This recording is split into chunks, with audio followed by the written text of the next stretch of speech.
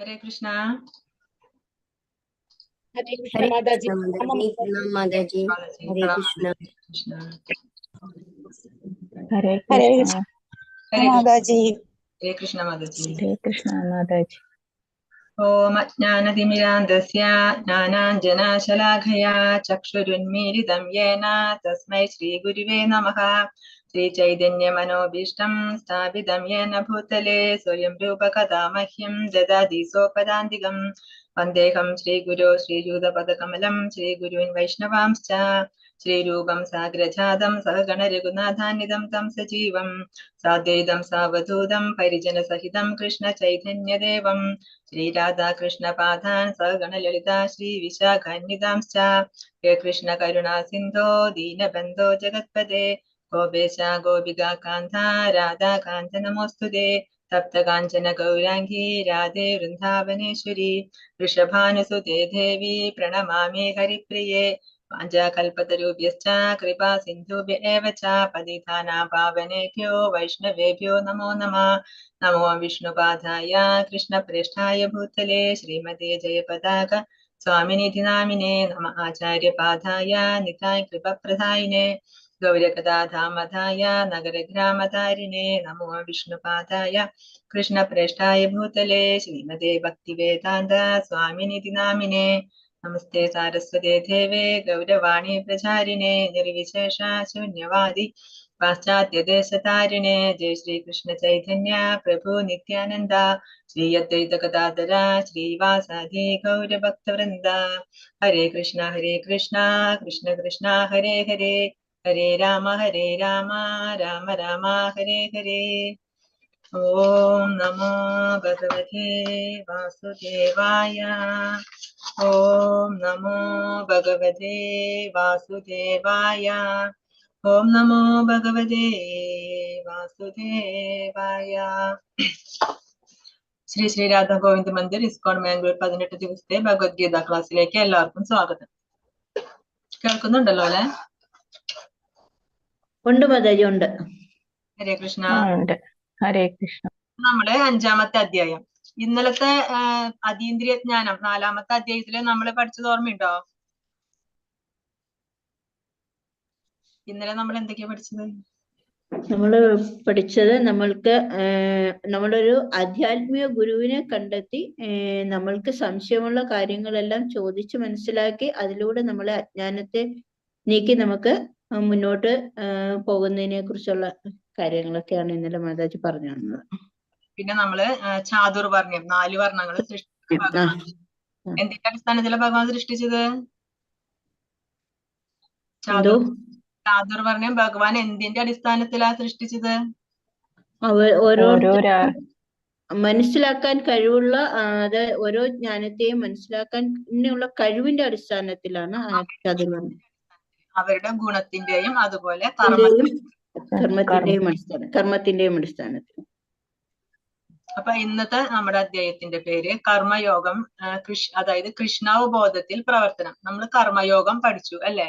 ഇനി നമ്മൾ ആ കർമ്മത്തെ ഭഗവാന് സമർപ്പിച്ചുകൊണ്ട് ഭഗവാന് സമർപ്പണമായിട്ട് ചെയ്യണം.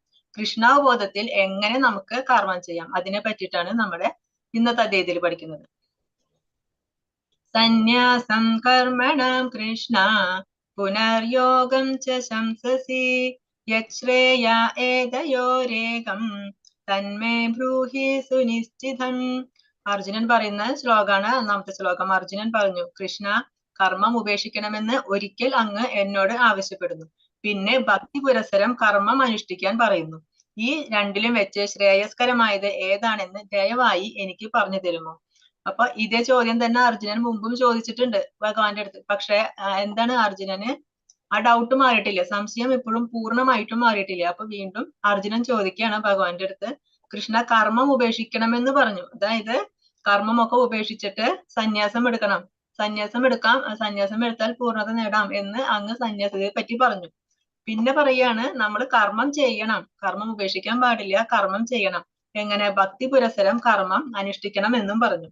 അപ്പൊ ഈ രണ്ടിലും വെച്ചിട്ട് ശ്രേയസ്കരമായത് ഏതാണ് എന്ന് എനിക്ക് പറഞ്ഞു തരണം എന്നാണ് ഭഗവാന്റെ അടുത്ത് അർജുനൻ പറയുന്നത്. അനാസക്തിയോടെ കർമ്മം ചെയ്യുന്നതാണോ അതോ പൂർണ്ണമായും കർമ്മം ഉപേക്ഷിച്ച് കർമ്മം ഒന്നും ചെയ്യാതിരിക്കേണ്ടതാണോ? ഇതിലേതാണ് ശ്രേഷ്ഠം? അതാണ് പറഞ്ഞു തരാൻ ചോദിക്കുന്നത്. ഇതിന് നമ്മളൊരു പിക്ചർ കാണുന്നുണ്ട് അല്ലെ? സന്യാസി നമ്മൾ കാണുമ്പോ താടിയുണ്ട്, മുടിയൊക്കെ വളർത്തി, കാഷായ വസ്ത്രം ധരിച്ചിട്ടുണ്ട്, കയ്യിലൊരു കമണ്ടലും ഉണ്ട്. സന്യാസിയുടെ വസ്ത്രധാരണ ഉണ്ട് സന്യാസിയുടെ. പക്ഷെ അദ്ദേഹത്തെ സന്യാസി എന്ന് പറയാൻ പറ്റുമോ? പറ്റില്ല. അദ്ദേഹത്തിന്റെ കയ്യിൽ എന്താ? സിഗരറ്റും ഒരു കയ്യില് മൊബൈലും. അപ്പൊ ഇദ്ദേഹം ഇപ്പോഴും ജീവിക്കുന്നത് ഭൗതികതയിലാണ്. സന്യാസി എന്ന് പറഞ്ഞാൽ എന്താണ്? ഭൗതികമായതെല്ലാം ത്യജിച്ച് ആധ്യാത്മികതയിൽ ജീവിക്കുന്നവരെ നമ്മൾ സന്യാസി എന്ന് പറയുന്നത്. ഇദ്ദേഹം സന്യാസിയുടെ വസ്ത്രധാരണ ഒക്കെ ഉണ്ട്, പക്ഷെ ഇദ്ദേഹം എപ്പോഴും ജീവിക്കുന്നത് ഭൗതികതയിലാണ്. അപ്പൊ ഇങ്ങനെ സന്യാസം എടുത്തിട്ട് എന്തെങ്കിലും കാര്യമുണ്ടോ? ഒരു കാര്യമില്ല. അപ്പൊ അർജുനൻ ചോദിച്ചതിന് ഉത്തരമായിട്ട് ഭഗവാൻ മറുപടി പറയാൻ തുടങ്ങാണ്. ശ്രീ ഭഗവാനുവാച സന്യാസ കർമ്മയോഗശ്ച നിശ്രേയസകരാവുഭൗ തയോസ്തു കർമ്മ സന്യാസാത് കർമ്മയോഗോ വിശിഷ്യതേ. ശ്രീ ഭഗവാൻ പറഞ്ഞു, കർമ്മ പരിത്യാഗവും ഭക്തിയുതമായ കർമ്മവും മുക്തിക്ക് നല്ലത് തന്നെ. എങ്കിലും ഭക്തിയുതമായ സേവന കർമ്മമാണ് കർമ്മത്യാഗത്തെക്കാൾ ഉത്തമം. അപ്പൊ ഭഗവാൻ എന്താ പറയുന്നത്?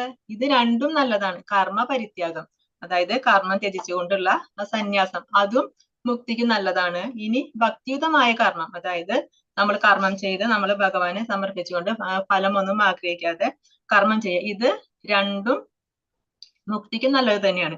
കാരണം ഇത് രണ്ടും ഒരേ ലക്ഷ്യത്തിലേക്കുള്ള മാർഗങ്ങളാണ്. രണ്ടും മുക്തിയിലേക്കുള്ള മാർഗം തന്നെയാണ്, രണ്ടും നല്ലതാണ്. പക്ഷെ ഇതിൽ ഏറ്റവും നല്ലത് ഏതാണ്? ഭക്തിയുതമായ സേവന കർമ്മമാണ് കർമ്മത്യാഗത്തെക്കാൾ ഉത്തമം. അതായത് നമ്മൾ കർമ്മം ചെയ്യുക, ഭഗവാനെ സമർപ്പിച്ചുകൊണ്ട് ഫലമൊന്നും ആഗ്രഹിക്കാതെ അനാസക്തമായിട്ട് നമ്മൾ കർമ്മം ചെയ്യുക, അതാണ് കർമ്മത്യാഗത്തെക്കാൾ കൂടുതൽ ഉത്തമം. നമ്മൾ ഫലം ആഗ്രഹിച്ച് കർമ്മം ചെയ്യുകയാണെങ്കിൽ എന്താണ്? നമ്മൾ ഈ ഭൗതിക ബന്ധനത്തിൽ പെടും. ഭൗതിക ബന്ധനത്തിന് കാരണമാവും. നമ്മൾ ഈ ഭൂമിയിൽ തന്നെ, ഈ ഭൗതിക ലോകത്ത് തന്നെ വീണ്ടും ജനിച്ചും മരിച്ചും അങ്ങനെ ജനന മരണ ചക്രത്തിൽ പെട്ട് നമ്മൾ കിടന്ന് കറങ്ങിക്കൊണ്ടിരിക്കും. അപ്പൊ നമുക്ക് മോക്ഷം നേടാനായിട്ട് പറ്റില്ല. അപ്പൊ എന്ത് ചെയ്യണം? നമ്മൾ ഫലം ആഗ്രഹിക്കാതെ കർമ്മം ചെയ്യണം. ഇനി നമ്മൾ ഫലം ആഗ്രഹിക്കാതെയാണ് കർമ്മം ചെയ്തു, പക്ഷെ ഭക്തിയില്ല, ഭഗവാനോട് ഭക്തി കൊണ്ടല്ല, ഫലം ഒന്നും ആഗ്രഹിക്കാതെ കർമ്മം ചെയ്തു, അതുകൊണ്ട് കാര്യമുണ്ടോ?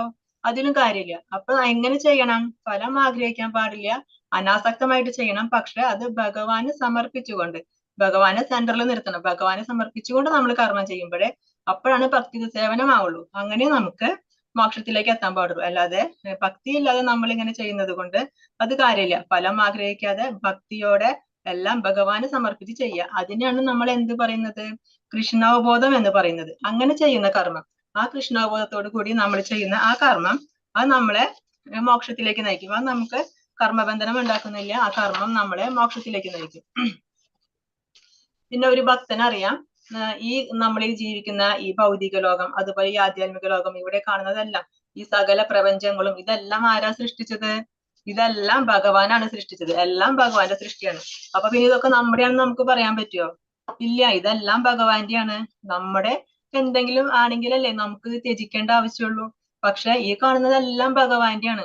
പിന്നെ നമ്മൾ ഇത് പ്രത്യേകിച്ച് ത്യജിക്കേണ്ട ആവശ്യമില്ല. അപ്പൊ ഒരു ഭക്തനറിയാം, ഇതൊന്നും എന്റെ അല്ല, ഇതൊക്കെ ഭഗവാന്റെ തന്നെയാണ്. എനിക്ക് ഇവിടെ ഭഗവാന് സേവനം ചെയ്യാൻ വേണ്ടിയിട്ട് ഭഗവാൻ എനിക്ക് താൽക്കാലത്തേക്ക് തന്നിട്ടുള്ളതാണ് ഇതൊക്കെ. അതുകൊണ്ട് ഒരു എന്റേതല്ലാത്തതൊന്നും എനിക്ക് ത്യജിക്കേണ്ട ആവശ്യവുമില്ല. അങ്ങനെ ഒരു ഭക്തനറിയാം. ആ ഒരു നിലയില് ഭഗവാന് വേണ്ടി ഭക്തി സേവനം ചെയ്ത് അങ്ങനെ മോക്ഷത്തിലേക്ക് നേടും. അതാണ് ഏറ്റവും ഉത്തമം. അതാണ് ഒരു ഭക്തന്റെ വഴി. അതാണ് ഏറ്റവും ഉത്തമം എന്നാണ് ഭഗവാൻ പറഞ്ഞിരുന്നത്. ഈ കാണുന്നത് നൃഗ മഹാരാജാവിന്റെ കഥയാണ്. നൃഗൻ എന്ന് പറഞ്ഞിട്ട് ഒരു രാജാവ് ഉണ്ടായിരുന്നു. അദ്ദേഹം ഭയങ്കര ദാന ധർമ്മങ്ങളൊക്കെ ചെയ്തിരുന്ന ഒരു ദാനശീലനായിരുന്നു. അങ്ങനെ അദ്ദേഹം ബ്രാഹ്മണർക്ക് ധാരാളം ഗോക്കളെ, അന്നൊക്കെ പശുക്കളെയാണ്, അന്നത്തെ ധനം എന്ന് പറയുന്നത് പശുക്കളാണ്. അപ്പൊ അദ്ദേഹം ധാരാളം പശുക്കളെയൊക്കെ ബ്രാഹ്മണർക്ക് ദാനം കൊടുക്കാറുണ്ട്. അങ്ങനെ അദ്ദേഹം ഒരു ബ്രാഹ്മണന് ഒരു പശുവിനെ ദാനം കൊടുത്തു. അദ്ദേഹം ആ പശുവിനെ കൊണ്ടുപോയി ആ പശുവിനെ ഒരു സ്ഥലത്ത് കെട്ടി, പുല്ല് കഴിക്കാനായിട്ട് ഒരു സ്ഥലത്ത് കെട്ടിയിട്ടു അദ്ദേഹം പോയി. പക്ഷെ ഈ പശു എങ്ങനെയോ അവിടെ നിന്ന് അഴിഞ്ഞ് വീണ്ടും ഇദ്ദേഹം ദാനം കൊടുക്കാനായിട്ട് കുറെ പശുക്കളെ നിർത്തിയിട്ടുണ്ട്. ആ പശുക്കളുടെ കൂട്ടത്തില് എങ്ങനെയോ ഈ പശു വീണ്ടും വന്നുപെട്ടു. പക്ഷെ ഇദ്ദേഹം ആണെങ്കിൽ അത് അറിഞ്ഞില്ല. അങ്ങനെ പിന്നീട് വേറൊരു ബ്രാഹ്മണൻ വന്നപ്പോ ഇതേ സെയിം പശുവിനെ അദ്ദേഹം ആ ബ്രാഹ്മണന് കൊടുത്തു. പക്ഷെ ഇദ്ദേഹം അറിഞ്ഞുകൊണ്ടല്ല, ഇദ്ദേഹം അറിയില്ല, ഒരിക്കൽ ഞാൻ ദാനം കൊടുത്ത ഈ പശുവാണ് വീണ്ടും തിരിച്ച് ഇവിടെ വന്നെത്തിയതെന്ന് അറിയില്ലായിരുന്നു. അങ്ങനെ ദാനം കൊടുത്തു. കുറെ കഴിഞ്ഞപ്പോ ആ ബ്രാഹ്മണൻ വന്നപ്പോ ആ പശുവിനെ കാണുന്നില്ല. ഇദ്ദേഹം കുറെ സ്ഥലങ്ങളിൽ അന്വേഷിച്ച് നടന്ന് വരുമ്പോണ്ട് ഇത് വേറൊരാള് ആ പശുവിനെയും കൊണ്ടുപോകുന്നു. അപ്പൊ പറയും, ആ ഇത് എന്റെ പശുവാണ്, നീ ഇതിനെ മോഷ്ടിച്ചു കൊണ്ട് പോവാണ് എന്ന് പറഞ്ഞിട്ട് അവര് തമ്മിൽ വാദപ്രതിവാദമായി. അപ്പൊ ആള് പറഞ്ഞു, അല്ല, ഇത് എനിക്ക് രാജാവ് ദാനം തന്ന പശുവാണെന്ന് പറഞ്ഞു. അപ്പൊ പറയും, അല്ലല്ല, ഈ പശുവിനെ രാജാവ് എനിക്കാണ് ദാനം തന്നത്. അങ്ങനെ അവര് തമ്മിൽ രണ്ടുപേരും വഴക്കായി അവസാനം അവര് രാജാവിന്റെ അടുത്ത് തന്നെ ചെന്നു. അപ്പൊ രാജാവിന് മനസ്സിലായി തനിക്ക് പറ്റിയ അബദ്ധം എന്താന്ന് മനസ്സിലായി. അപ്പൊ രാജാവ് പറഞ്ഞു, മറ്റേ ആദ്യം പശുവിനെ കൊടുത്തിട്ട് ആ ബ്രാഹ്മണന്റെ അടുത്ത് പറഞ്ഞു, ഈ പശുവിന് എന്തായാലും ഞാൻ ഇവർക്ക് വീണ്ടും കൊടുത്തല്ലോ, എനിക്ക് അറിയാതെ പറ്റിപ്പോയതാണ്, എനിക്ക് അബദ്ധത്തിൽ പറ്റിയതാണ്, എന്നോട് പൊറുക്കണം, എനിക്ക് മാപ്പ് തരണം, പകരം ഞാൻ ഒരു 1000 പശുവിനെ തരാം എന്ന് പറഞ്ഞു. അപ്പൊ അദ്ദേഹം പറഞ്ഞു, വേണ്ട വേണ്ട, എനിക്ക് 1000 പശുവിനെ ഒന്നും വേണ്ട, എനിക്ക് ആദ്യം തന്നാ എനിക്ക് ഈ പശുവിനെ മാത്രം മതി എന്ന് പറഞ്ഞു. അപ്പൊ രാജാവ് എന്ത് ചെയ്തു, മറ്റേ ബ്രാഹ്മണന്റെ അടുത്ത് പറഞ്ഞു, എന്നാ നീ ഈ പശുവിനെ ഇദ്ദേഹത്തിന് കൊടുക്ക, ഞാൻ നിനക്കൊരു 1000 പശുവിനെ വേറെ തരാന്ന് പറഞ്ഞു. അപ്പൊ പറഞ്ഞു, വേണ്ട വേണ്ട, എനിക്ക് ഈ പശുവിനെ തന്നെ മതി. അങ്ങനെ രാജാവ് എന്തൊക്കെ പറഞ്ഞിട്ടും ഇവര് രണ്ടുപേരും അനുസരിക്കുന്നില്ല. ഇവർക്ക് രണ്ടുപേർക്കും ഈ പശുവിനെ തന്നെ വേണം. അങ്ങനെ രാജാവിന് ഒട്ടും ഒന്നും ചെയ്യാൻ പറ്റാതെ, അപ്പൊ ഇവര് ശപിച്ചിട്ട് പോയി ഈ രാജാവിനെ വിശ്വസിക്കാൻ പറ്റില്ല, അതുകൊണ്ട് ഇദ്ദേഹം ഒരു ഓന്തായി ജനിക്കട്ടെ എന്ന് പറഞ്ഞിട്ട് ഇദ്ദേഹത്തിനെ ശപിച്ചു പോയി. അങ്ങനെ ഇദ്ദേഹത്തിന് വിഷമൊക്കെയായി. അപ്പൊ ദ്വാപരയുഗത്തില് ഭഗവാൻ ശ്രീകൃഷ്ണന്റെ സ്പർശനത്താൽ ശാപമോക്ഷം കിട്ടും എന്നും ഇദ്ദേഹത്തിന് ഒരു അനുഗ്രഹം കിട്ടി. അങ്ങനെ ഇദ്ദേഹം ദ്വാരകയിലെ ഒരു കിണറ്റിലെ വലിയൊരു ഓന്തായിട്ട് ആ കിണറ്റിൽ കിടക്കുക. ഒരുപാട് വർഷങ്ങളായിട്ട് അവിടെ ഇങ്ങനെ കിടന്നുകൊണ്ടിരിക്കുക. ആ സമയത്താണ് ഭഗവാന്റെ പേരക്കുട്ടികളൊക്കെ അവിടെ കളിച്ചുകൊണ്ടിരിക്കുകയാണ്. അപ്പൊ ആ സമയത്ത് അവര് വന്നിട്ട് പറയും, ഇവര് കളിച്ചുകൊണ്ടിരിക്കുമ്പോ ബോള് കിണറ്റിൽ വീണു. അപ്പൊ അവരത് നോക്കുന്ന സമയത്ത് ഇങ്ങനെ ഒരു വലിയ ജീവിനെ കാണും. അപ്പൊ അവർ ഓടി വന്നിട്ട് പറയും, ആ കിണറ്റിൽ ഒരു വലിയ ജീവി കിടക്കുന്നുണ്ട് എന്ന് പറഞ്ഞിട്ട് കൃഷ്ണൻ ഓടി വരിക. കൃഷ്ണൻ ഓടി വരുമ്പോ ഈ ഓന്തിനെ കാണും. അപ്പൊ കൃഷ്ണൻ അതിനെ എടുക്കാൻ വേണ്ടിയിട്ട് തൊടുന്ന കൃഷ്ണന്റെ സ്പർശനം കിട്ടിയ വഴിക്ക് തന്നെ ആ ഓന്തിന്റെ രൂപം മാറി അദ്ദേഹം നിർഗമഹാരാജാവിന്റെ രൂപത്തിൽ വന്നു. അപ്പൊ എന്നിട്ട് പറയും, എനിക്ക് ഇങ്ങനെ ഒരു അബദ്ധം പറ്റി, അതിന്റെ പേരിൽ എനിക്കൊരു ശാപം കിട്ടിയിട്ടാണ് ഞാൻ ഈ കിണറ്റിൽ വന്ന് വീണത് എന്നൊക്കെ പറഞ്ഞിട്ട് അദ്ദേഹം അവിടുന്ന് പോകും. അപ്പൊ അദ്ദേഹത്തിന് പിന്നെ മുക്തി കിട്ടി. അപ്പൊ എങ്ങനെയാണ് അദ്ദേഹത്തിന് മുക്തി കിട്ടാൻ എന്താ കാരണം ഉണ്ടായത്? ഇദ്ദേഹം ഒരുപാട് ദാനധർമ്മങ്ങൾ ചെയ്തു. അപ്പൊ ശാസ്ത്രത്തിൽ പറയുന്നത് ഇദ്ദേഹം ഒരുപാട് ദാനധർമ്മങ്ങൾ ചെയ്ത സമയത്ത് ഇദ്ദേഹം അമ്പലത്തിന് വേണ്ടിയിട്ടും ദാനം ചെയ്തിട്ടുണ്ടായിരുന്നു. അങ്ങനെ അന്ന് ചെയ്ത പുണ്യത്തിന്റെ ഫലമായിട്ട് അദ്ദേഹത്തിന് സാമീപ്യമുക്തി കിട്ടി. ഭഗവാന്റെ സമീപത്തിൽ തന്നെ ഇരിക്കാനുള്ള അതുപോലെ സാമീപ്യമുക്തി കിട്ടി. അപ്പൊ എന്തുകൊണ്ടാണ് അദ്ദേഹം ഭക്തി സേവനം ചെയ്തു? അദ്ദേഹം ദാനം ചെയ്യുമ്പോൾ അദ്ദേഹത്തിന്റെ കയ്യിലുള്ള ധനം കൊടുക്കുക, ആ ഒരു ഇത് മാത്രമേ ഉണ്ടായുള്ളൂ, അല്ലാതെ ഭക്തിയോടെ ആയിരുന്നില്ല കൊടുത്തിരുന്നത്. പക്ഷെ അദ്ദേഹം അമ്പലത്തിന് വേണ്ടി ദാനം ചെയ്തപ്പോ അത് ഭഗവാൻ സ്വീകരിച്ചു. അതിന്റെ പേരിൽ അദ്ദേഹത്തിന് മുക്തി കിട്ടി. അടുത്ത ശ്ലോകം. ജ്ഞേയസാ നിത്യ സന്യാസി യോ നദ്വേഷ്ടി ന കാംക്ഷതി നിർദ്വന്ദ്വോ ഹി മഹാബാഹോ സുഖം ബന്ധാത് പ്രമുച്യതേ. കർമ്മഫലങ്ങൾ ആഗ്രഹിക്കുകയോ വെറുക്കുകയോ ചെയ്യാത്ത ആളാണ് നിത്യസന്യാസി. മഹാബാഹുവായ അർജുന, അയാൾ ദ്വന്ദ്ങ്ങളിൽ നിന്ന് ഒഴിഞ്ഞ് എളുപ്പത്തിൽ ഭൗതിക ബന്ധനത്തിൽ നിന്ന് മുക്തനാകുന്നതോടൊപ്പം മോക്ഷമടയുകയും ചെയ്യുന്നു. അപ്പൊ എന്താ പറയുന്ന ഭഗവാൻ? കർമ്മഫലങ്ങൾ ആഗ്രഹിക്കുന്നില്ല, എന്നാൽ കർമ്മഫലങ്ങളെ വെറുക്കുകയോ ചെയ്യുന്നില്ല. അദ്ദേഹത്തെയാണ് സന്യാസി എന്ന് പറയുന്നത്. അദ്ദേഹത്തിന് എന്തെങ്കിലും ഒരു കർമ്മം ചെയ്യുമ്പോൾ ഇതിൽ നിന്ന് എനിക്കൊരു ഫലം വേണം, അങ്ങനെ ഒരു ഫലം അദ്ദേഹം ആഗ്രഹിക്കുന്നില്ല. ഇനിയിപ്പോ എന്തെങ്കിലും കിട്ടിക്കഴിഞ്ഞാൽ ഇതെനിക്ക് വേണ്ട എന്ന് പറഞ്ഞിട്ട് അതിനെ വേണ്ടാന്ന് വെക്കുന്നില്ല, കിട്ടുന്നത് സ്വീകരിക്കും. അവരെയാണ് നിത്യസന്യാസി എന്ന് പറയുന്നത്. അല്ലയോ അർജുന, അയാൾ ദ്വന്ദ്ങ്ങളിൽ നിന്ന് ഒഴിഞ്ഞ്, എന്താണ് ദ്വന്ദ്ങ്ങൾ എന്ന് പറയുന്നത്? രാഗദ്വേഷം, നിന്ദ, സ്തുതി, മാനം, അപമാനം, ഇതിനൊക്കെ നമ്മള് ദ്വന്ദ്ങ്ങൾ എന്ന് പറയുന്നത്. ആ ദ്വന്ദ്ങ്ങളിൽ നിന്നൊക്കെ ഒഴിഞ്ഞ് എളുപ്പത്തിൽ ഭൗതിക ബന്ധനത്തിൽ നിന്ന് മുക്തനാകും. അങ്ങനെ അദ്ദേഹം ഇവിടെ ജീവിച്ചിരിക്കുന്ന ഈ സമയത്ത് തന്നെ ഈ ഭൗതിക ബന്ധനത്തിൽ നിന്നെല്ലാം ഒഴിഞ്ഞ് ഇദ്ദേഹം മുക്തനാകും. അങ്ങനെ ഇദ്ദേഹം കൃഷ്ണ ഭൗതിക ബന്ധനത്തിൽ നിന്ന് മുക്തനാകുന്നതോടൊപ്പം അദ്ദേഹം മോക്ഷമടയുകയും ചെയ്യുന്നു. അപ്പൊ അദ്ദേഹം കർമ്മം ചെയ്യുന്നുണ്ട്. പക്ഷെ അദ്ദേഹം എങ്ങനെയായിരിക്കും കർമ്മം ചെയ്യുന്നുണ്ടാവുക? അദ്ദേഹത്തിന് വേണ്ടിയിട്ടായിരിക്കില്ല, എല്ലാം ഭഗവാനെ സമർപ്പിച്ചുകൊണ്ട്, എല്ലാം ഫലമൊന്നും ആഗ്രഹിക്കാതെ അനാസക്തമായിട്ട് ഭഗവാനുള്ള സേവനമായിട്ട് അങ്ങനെ അദ്ദേഹം കർമ്മം ചെയ്ത് ഭൗതിക ബന്ധനത്തിൽ നിന്ന് അദ്ദേഹത്തിന് മുക്തനാവാൻ സാധിക്കും. സന്യാസസ്തു മഹാബാഹോ ദുഃഖമാപ്തുമയോഗതഃ യോഗയുക്തോ മുനിർബ്രഹ്മ നചിരേണാധിഗച്ഛതി. എല്ലാ കർമ്മങ്ങളും ത്യജിച്ചു എന്നിരിക്കലും ഭക്തിയുത സേവനത്തിൽ ഏർപ്പെടാതെ ആർക്കും സന്തുഷ്ടി നേടാനാവില്ല. ഭക്തിയുത സേവനത്തിൽ ഏർപ്പെട്ടിരിക്കുന്ന ചിന്താശാലിയായ ഒരു വ്യക്തി അചിരേണ പരമപദം പ്രാപിക്കും. അപ്പൊ എല്ലാ കർമ്മങ്ങളും ത്യജിച്ചു. പക്ഷെ ഭഗവാന് സേവനം ചെയ്യുന്നില്ല. കർമ്മങ്ങളൊക്കെ ത്യജിച്ചു. അതുകൊണ്ട് കാര്യമുണ്ടോ? അതുകൊണ്ട് ആർക്കും സന്തുഷ്ടി നേടാനായിട്ട് സാധിക്കില്ല. നമ്മള് ആത്മാവാണ്, ഭഗവാന്റെ അംശമാണ്, ഭഗവാൻ പൂർണ്ണമാണ്, നമ്മള് ഭഗവാന്റെ അംശമാണ്. അപ്പൊ നമുക്ക് എപ്പോഴാണ് സന്തുഷ്ടി ഉണ്ടാവുക? നമുക്ക് എപ്പോഴാണ് ഹാപ്പിനെസ് ആയിട്ട് ഇരിക്കാൻ പറ്റുക? നമ്മള് ഭഗവാന്റെ സേവനം ചെയ്യുമ്പോൾ മാത്രമേ ആത്മാവിന് സന്തോഷം ഉണ്ടാവുള്ളൂ. അപ്പോ ഭഗവാന് സേവനം ഒന്നും ചെയ്യുന്നില്ല എന്നിട്ട് എല്ലാ കർമ്മങ്ങളും ത്യജിച്ചു അങ്ങനെ പറയുന്നതിൽ അർത്ഥമുണ്ടോ? ഞാൻ കർമ്മഫലം ഒന്നും ആഗ്രഹിക്കുന്നില്ല അങ്ങനെ പറയുന്നതിൽ അർത്ഥമുണ്ടോ? ഇല്ല. ഭഗവാന്റെ സേവനത്തിൽ ചെയ്താൽ മാത്രമേ നമുക്ക് സന്തോഷത്തോടെ ഇരിക്കാനായിട്ട് സാധിക്കുള്ളൂ. ഭക്തിയുത സേവനത്തിൽ ഏർപ്പെട്ടിരിക്കുന്ന ഒരു വ്യക്തിയാണെങ്കിലോ, നമ്മൾ ഭഗവാന് സേവനമൊക്കെ ചെയ്ത് എല്ലാം ഭഗവാന് സമർപ്പിച്ച് ചെയ്യുന്ന അങ്ങനെ ഒരാളാണെങ്കിലോ ആ വ്യക്തി അചിരേണ പരമപദം പ്രാപിക്കും. അചിരേണ എന്ന് പറഞ്ഞാല് എത്രയും വേഗം, വളരെ പെട്ടെന്ന് തന്നെ അദ്ദേഹത്തിന് പരമപദം പ്രാപിക്കാനായിട്ട് സാധിക്കും. അപ്പൊ ഭക്തിയുത സേവനത്തിന്റെ ആ ഇമ്പോർട്ടൻസിനെ പറ്റിയിട്ടാണ് ഇവിടെ പറയുന്നത്. ഭക്തിയുത സേവനത്തിൽ ഏർപ്പെടാതെ ആർക്കും സന്തുഷ്ടി നേടാൻ സാധിക്കില്ല. ബ്രഹ്മണ്യാധായ കർമാണി സംഗം ത്യക്ത്വാ കരോതി യഃ ലിപ്യതേന സപാഭേന പത്മപത്ര നിവാംഭസ. ആസക്തി കൂടാതെ ഫലത്തെ പരമപുരുഷനെ സമർപ്പിച്ചുകൊണ്ട് തന്റെ കർത്തവ്യങ്ങൾ അനുഷ്ഠിക്കുന്ന ഒരാളെ താമരയിലയിൽ വെള്ളം പോലെ ദുഷ്കർമ്മ ഫലങ്ങൾ ബാധിക്കുകയില്ല.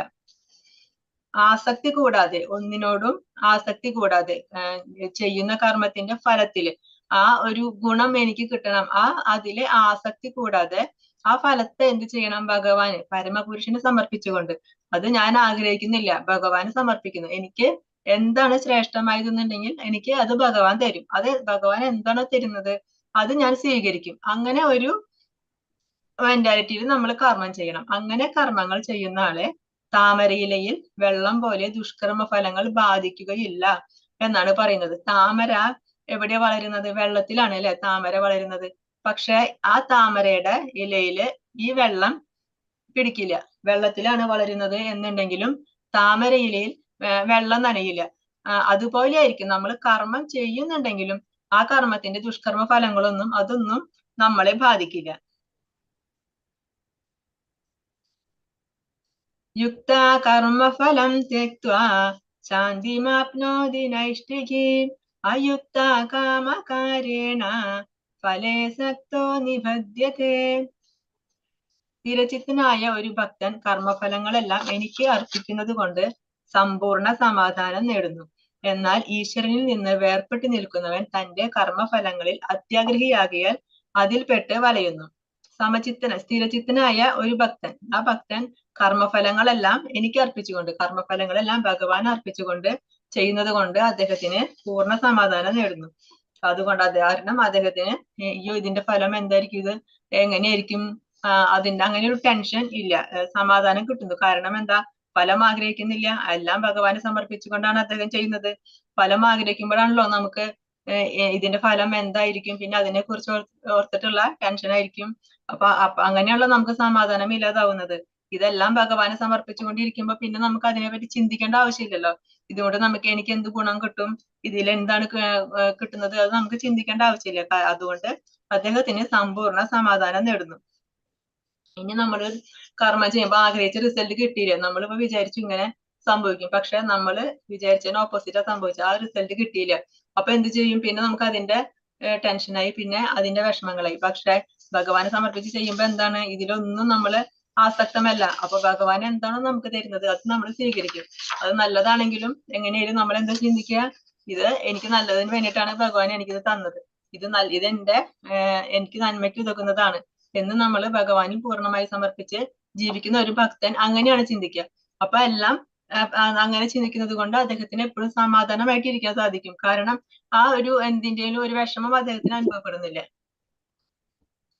എന്നാൽ ഭഗവാനിൽ നിന്ന് വേർപെട്ട് ഭഗവാന് വേണ്ടി കർമ്മം ചെയ്യാതെ ഭൗതികമായ ആഗ്രഹങ്ങളിൽ ആസക്തമായിട്ട് കർമ്മങ്ങൾ ചെയ്ത് അതിന്റെ ഫലങ്ങൾ ആഗ്രഹിക്കുന്നു.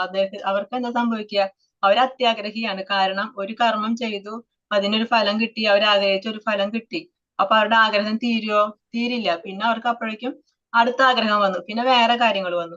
അപ്പൊ അതിനോടായിരിക്കും അറ്റാച്ച്മെന്റ്. അത് കഴിഞ്ഞ് അതും ശരിയായി കഴിഞ്ഞാലോ അപ്പോൾ അവിടെയും ആഗ്രഹം തീരില്ല. കാരണം നമ്മൾ ആഗ്രഹിക്കുന്ന ഒരു കാര്യം നടക്കും തോറും നമ്മുടെ ആഗ്രഹങ്ങൾ കൂടുള്ളൂ, ഒട്ടും കുറയില്ല.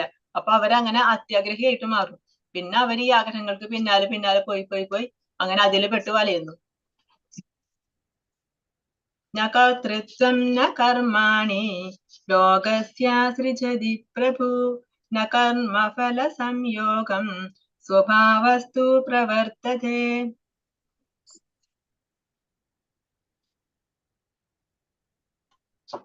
ശരീരസ്ഥനായ ആത്മാവ് തന്റെ ശരീരമാകുന്ന പുരത്തിന്റെ ഉടമസ്ഥൻ. കർമ്മങ്ങൾ ഉണ്ടാക്കുന്നില്ല, കർമ്മം ചെയ്യാൻ പ്രേരിപ്പിക്കുന്നില്ല, കർമ്മഫലങ്ങൾ ഉണ്ടാക്കുന്നതുമില്ല. ഹരേ കൃഷ്ണ. കർമ്മങ്ങൾ ഉണ്ടാക്കുന്നില്ല, കർമ്മം ചെയ്യാൻ പ്രേരിപ്പിക്കുന്നില്ല, കർമ്മഫലങ്ങൾ ഉണ്ടാക്കുന്നതുമില്ല. പ്രകൃതിയിലെ ത്രിഗുണങ്ങളാണ് ഇവയ്ക്കെല്ലാം കാരണം. അപ്പൊ ശരീരസ്ഥനായ ആ ആത്മാവ് തന്റെ ശരീരമാകുന്ന പുരം, നവദ്വാരപുരം, 9 ദ്വാരങ്ങളുള്ള ആ പുരം ഏതാണ്? ശരീരം. ആ ശരീരത്തിന്റെ ഉടമസ്ഥൻ ആരാണ്? ആത്മാവ്. ആ ആത്മാവ് കർമ്മങ്ങളൊന്നും ഉണ്ടാക്കുന്നില്ല, നമ്മളെ കർമ്മം ചെയ്യാൻ പ്രേരിപ്പിക്കുന്നുമില്ല, ഈ കർമ്മം ചെയ്യുന്നതിന്റെ ആ ഫലങ്ങളും നമുക്ക് ഉണ്ടാക്കുന്നില്ല. പിന്നെ എന്താണ് അതൊക്കെ ഉണ്ടാക്കുന്നത്? ആത്മാവല്ല ഇതിനൊന്നും കാരണം. ആത്മാവ് കർമ്മം ചെയ്യിക്കുന്നതോ അതിനെ പ്രേരിപ്പിക്കുകയോ അതിന്റെ ഫലങ്ങളെ ആഗ്രഹിക്കുകയോ ഇതൊന്നും ചെയ്യുന്നില്ല. കാരണം ആത്മാവ് പരിശുദ്ധനാണ്. ആത്മാവ് ഭഗവാന്റെ അംശമാണ്. ആ ഭഗവാന്റെ അംശമായതുകൊണ്ട് ആത്മാവ് പരിശുദ്ധാണ്. അപ്പൊ ഇതൊന്നും ആത്മാവ് അറിഞ്ഞുകൊണ്ടല്ല ചെയ്യുന്നത്. പിന്നെ എന്താണ് ഇതിനൊക്കെ കാരണം? നമുക്ക് ഓരോ ആഗ്രഹങ്ങൾ തോന്നുന്നു, നമുക്ക് ഓരോ കർമ്മങ്ങൾ ചെയ്യാനായിട്ട് തോന്നുന്നു. ആ കർമ്മങ്ങൾ ചെയ്യുമ്പോൾ അതിന്റെ ഫലം ആഗ്രഹിക്കുന്നു. ഇനി അത് നടക്കുമ്പോൾ വീണ്ടും വേറെ വേറെ ആഗ്രഹങ്ങൾ വന്നുകൊണ്ടിരിക്കുന്നു. ഇതിനൊക്കെ എന്താണ് കാരണം? ഇതിനൊക്കെ കാരണം പ്രകൃതിയിലെ ത്രിഗുണങ്ങൾ. ഈ ത്രിഗുണങ്ങൾ നമ്മൾ ഈ ഭൗതിക ലോകത്ത് എപ്പോ നമ്മൾ വരുന്നോ ആ വന്നു കഴിഞ്ഞാൽ അപ്പൊ നമ്മളെ ഈ ത്രിഗുണങ്ങൾ പിടികൂടും. പിന്നെ നമ്മളെ നിയന്ത്രിക്കുന്നത് ഈ ത്രിഗുണങ്ങളാണ്. അപ്പൊ നമ്മളിൽ എല്ലാവരിലും ഈ ത്രിഗുണങ്ങളുണ്ട്. സത്വഗുണം, രജോ ഗുണം, തമോ ഗുണം, ഈ 3 ഗുണങ്ങളും എല്ലാവരിലും ഉണ്ട്. പക്ഷെ ഒരു ഏറ്റക്കുറച്ചിലൊക്കെ ഉണ്ടായിരിക്കും. എല്ലാവരിലും ഒരേ അളവിലായിരിക്കില്ല 3 ഗുണങ്ങളും ഉണ്ടായിരിക്കുക. ചിലരില് സത്വഗുണം കൂടുതൽ കാണും, ചിലരില് രജോ ഗുണം കൂടുതലായിട്ട് കാണും, ചില ആളുകളിൽ തമോ ഗുണം കൂടുതലായിട്ട് കാണും. ഈ അവരിലുള്ള ഗുണത്തിന്റെ അടിസ്ഥാനത്തിലാണ് അവര് ഓരോ കർമ്മങ്ങൾ ചെയ്യുന്നത്. അത് ഈ ത്രിഗുണങ്ങളാണ് നമ്മളെ കൊണ്ട് ഇങ്ങനെ കർമ്മം ചെയ്യിക്കുന്നത്. പാവകളി, ഈ പാവേനെ നൂലിൽ കെട്ടിയിട്ട് ഇങ്ങനെ ആട്ടുന്നത് പോലെ ഒരു കർട്ടന്റെ പുറകിൽ നിന്നിട്ട് പാവേനെ കളിപ്പിക്കും നൂല് കെട്ടിയിട്ട്.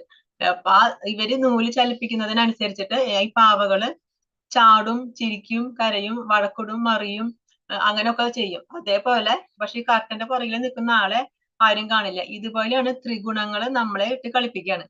ഈ പാവകളിക്കാരെ കളിപ്പിക്കുന്ന പോലെ ത്രിഗുണങ്ങൾ നമ്മളെ ഇട്ട് കളിപ്പിക്കും. അപ്പൊ അതിനനുസരിച്ചിട്ട് നമ്മള് കർമ്മങ്ങൾ ചെയ്യും. നമ്മൾ അറിയുന്നില്ല ഈ ത്രിഗുണങ്ങളാണ് നമ്മളെ കളിപ്പിക്കുന്നത്. നമ്മൾ വിചാരിക്കുന്നു ഞാനാണ് കർമ്മം ചെയ്യുന്നതെന്ന് വിചാരിക്കുന്നു. ഈ നമ്മളെ അവരെ ചലിപ്പിക്കുന്നതിനനുസരിച്ചിട്ട് നല്ല കർമ്മങ്ങൾ നമ്മൾ ചെയ്യും. ആ ഗുണത്തിന്റെ അടിസ്ഥാനത്തിൽ നമ്മൾ ചിലരില് ദുഷ്കർമ്മങ്ങൾ ചെയ്യും. പക്ഷെ ഇതൊക്കെ ചെയ്യിക്കുന്നത് ആരാണ്? ഇതിനൊന്നും ആത്മാവിന് പങ്കില്ല. ഈ ശരീരത്തിനായ ആ ആത്മാവാണ് ശരിക്കും ആ ശരീരത്തിന്റെ ഉടമസ്ഥൻ. പക്ഷെ ആ ഉടമസ്ഥനായ ആത്മാവ് ഇതൊന്നും ചെയ്യുന്നില്ല. ഈ കർമ്മങ്ങൾ ഉണ്ടാക്കുന്നുമില്ല, ഈ കർമ്മം ചെയ്യാൻ പ്രേരിപ്പിക്കുന്നുമില്ല, കർമ്മഫലങ്ങളും ഉണ്ടാക്കുന്നില്ല. ഈ ത്രിഗുണങ്ങള് നമ്മളെ ഭൗതിക ലോകത്തിട്ട് ഇങ്ങനെ കറക്കി നമ്മളെ കൊണ്ട് കർമ്മങ്ങൾ ചെയ്യുകയാണ് ചെയ്യുന്നത്. തദ്ബുദ്ധയസ്തഥാത്മാന തന്നിഷ്ഠാസ്തത്പരായണഃ ഗച്ഛന്ത്യ പുനരാവൃത്തിം ജ്ഞാനനിർധൂതകൽമഷാഃ. ബുദ്ധിയും മനസ്സും വിശ്വാസവും ആശ്രയവും എല്ലാം പരമ്പൊരുളിൽ കൃഷ്ണനിൽ ഉറപ്പിച്ചു നിർത്തുമ്പോൾ പരിപൂർണ ജ്ഞാനത്താൽ സംശയങ്ങൾ ഒഴിഞ്ഞ് മുക്തിമാർഗത്തിൽ മുന്നേറുന്നു. അപ്പൊ എല്ലാം ഭഗവാനിൽ ഉറപ്പിച്ചു നിർത്തുക. നമ്മുടെ ബുദ്ധിയെയും നമ്മുടെ മനസ്സിനെയും എല്ലാം ഭഗവാനിൽ പൂർണ്ണമായി വിശ്വസിച്ച്. നമ്മുടെ ആശ്രയം ആരാണ്?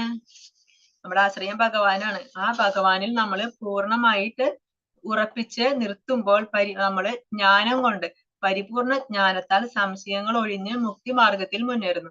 ജ്ഞാനം നേടിക്കഴിഞ്ഞാൽ നമ്മുടെ സംശയങ്ങളൊക്കെ മാറിപ്പോവല്ലേ. അതിനു മുമ്പാണ് നമുക്ക് സംശയങ്ങൾ ഉള്ളത്. ജ്ഞാനം നേടിക്കഴിഞ്ഞാൽ എന്താണ്? നമ്മുടെ സംശയങ്ങളൊക്കെ മാറി. സംശയാലുക്കൾക്ക് മുക്തി കിട്ടില്ല. ഭഗവാൻ പറയുന്നുണ്ട്, സംശയാത്മാ വിനശ്യതി. സംശയാത്മാക്കൾക്ക് മുക്തി മാർഗത്തിൽ മുന്നേറാൻ സാധിക്കില്ല. അതിനെന്ത് വേണം? നമ്മൾക്ക് ജ്ഞാനം നേടണം. ആ ജ്ഞാനം നേടിക്കഴിഞ്ഞാൽ നമ്മുടെ സംശയങ്ങളൊക്കെ മാറും. അങ്ങനെ നമുക്ക് എന്താണ്? മുക്തി മാർഗത്തിൽ മുന്നേറാനായിട്ട് സാധിക്കും. നമ്മൾ പഠിച്ചിരുന്നു 3 തരം സാക്ഷാത്കാരത്തെ പറ്റിയിട്ട്. ബ്രഹ്മൻ, പരമാത്മാവ്, ഭഗവാൻ. ബ്രഹ്മേതി പരമാത്മേതി ഭഗവാൻ ഇത് ശബ്ദത്തെ. ബ്രഹ്മ സാക്ഷാത്കാരം നേടിയവർ എന്ത് പറയും?